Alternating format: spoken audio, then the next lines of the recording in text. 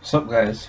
Sanderson 977 here today to do Hunter x Hunter episode 141 review. Now, this episode of Hunter x Hunter had a lot of exposition. We see developments on Killua's side, Illumini's side, Hisoka.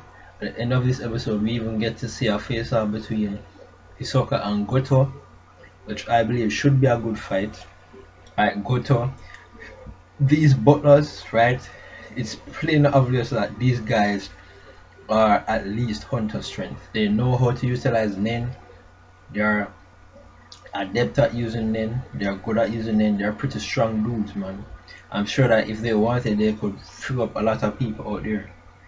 Right? These butlers are no pushover. Just because they're butlers doesn't mean that they're, how you would normally consider butlers to be. They are the butlers of Zoldyck, a well-known, well-respected assassin's family in Hunter x Hunter. So, you know, that by itself shows you the level of strength that is expected of them, and we see it being demonstrated with Goto. Right, this dude just shoots out these coins like nen bullets out of his bare hands, and as stated by Hisoka, is actually stronger and more impactful than bullets themselves. So I mean, these butlers, they're no joke. They're no pushover. But so I'll start off with the whole progression of the story and discuss all of that. Now we get a continuation of the elections results. You know, Leo Rio, he jumped up third place surprisingly. Parston is in first place for the last vote that was out, and interestingly enough, there was a 97% voter turnout, so it was over 95%, so that made that condition.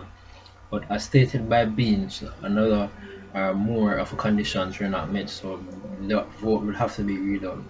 Parson is in first place, Street is in second place, and Leorio is in third place. So I mean, this dude who is a rookie, but because of his beliefs and his impactfulness in delivering that blow to Jin, everyone likes him, and Jin is now in 16th place. So it seems like he's a public enemy number one, given Gun's current condition and how he's handling all of that. So yes, I'm guessing that not a lot of people like Jin in this situation because of that. Now the scene then shifts over to Killua riding in the car with his butlers, and then Goto gets a call from Illumini, and he instantly alerts Killua to the fact that Illumini called him, and he answered his phone because Goto, he has Killua's best interest at heart, and he actually agrees with Killua. But given that their family structure, there's certain rules to be met, certain conditions, especially with butlers who is following them with, especially with that butler who is following them, Subone, right? If Killua even breaks one of the conditions, she said it herself that she will subdue him and bring him back to his father, and I do not doubt her in the slightest.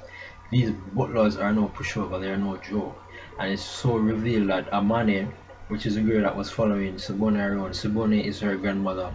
Amane and Subone, those are the favorite butlers of his father, and we even get to see that in the Zoldyck family, there's a different opinion in terms of Aluka, how her powers are handled, how she's even treated, and whether she or not she's even considered to be a member of the family. Lumni apparently doesn't consider her to be a member of the family, and Zeno and Silver just want to control her, albeit if Killua is safe at the same time. So, there's a power struggle. Not all of them agree with each other. Lumni straight out wants to kill Aluka, right? Because he knows that it's revealed that he knows that Killua knows more about certain rules that they do not know about. So if he was to try to negotiate with Killua, the possibility exists that Killua would accept a condition that aligns with giving him an advantage that he wouldn't know about. So it would be a lose-lose situation for him. So on that note, he doesn't want to give Killua that advantage, so he's just going to get rid of Aluka in the first place. And they consider Aluka a thing. They doesn't even consider her to be a member of a family like Killua does. So, we get to see how all of this goes down. It's even explained that, in their family, if there's a dispute, disputes are encouraged for everyone to go out and, find out their way, to go with their line of reasoning and see who works out or which way works out in the end. So, in this case, it's Killua and his determination to save Gon and Alucard versus Zeno and Silva's determination to just control Alucard's powers and Illumini's determination to get rid of Alucard in the first place. So, all of this is pretty interesting. Now, we get to see Killua use his technique Godspeed again, and in him using Godspeed, Sibone, whoa, even though Killua is using Godspeed, Sibone is able to keep up with him. How impressive is that? And she is just about her. And she's explaining about how Killua was going.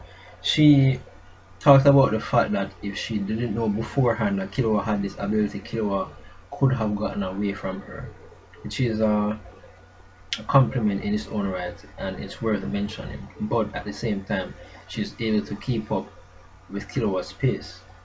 In fact, when Killua reached that open area where he let down Alucard for arrest, pretty much because he knew that he would be a good distance away from Illumini, he sensed someone's presence, and I'm sure that that person's presence that he is sensing is Sibone. So, is a lot of things going on, and in the next episode of Hunter x Hunter, it looks like we get to see a continuation of the Hisoka versus Goto fight, so that should be good, and I am looking forward to that fight to see their abilities. And this really got me thinking. At that point when Hisoka willingly, pushed Illumini's buttons for him to let out his bloodlust, right? And man, Illumini's bloodlust, what a bloodlust it is. Upon Hisoka asking Illumini in that moment, should I kill Killua, right? Upon him asking that, immediately we see these crows, we see his ear chains. In fact, he doesn't even look human anymore. We just see a pure blackness with this big eye. We just, oh boy, that dude, he transformed, man. He transformed into his real form. So, oh boy. So upon that happening, we get to see that Hisoka purposefully did it because he wants Killua to save Gon, because he wants Gon to live, and he says that it's because the more toys that he has to play with, the better it is for him. So that got me thinking, like, how strong is Hisoka really? Does he really have a limit? He wants to fight everybody. He wants to fight Krolo, he wants to fight Jin, he wants to fight Gon and Killua, obviously, because these guys have insane potential and they're geniuses in their own right. They are very strong, very impressive for their age of 12, 13, thereabouts. For being just kids, they are absolutely remarkable.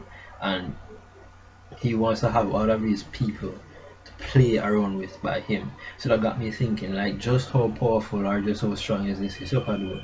I mean, his powers by themselves, they are unique, but they don't seem that devastating in effect.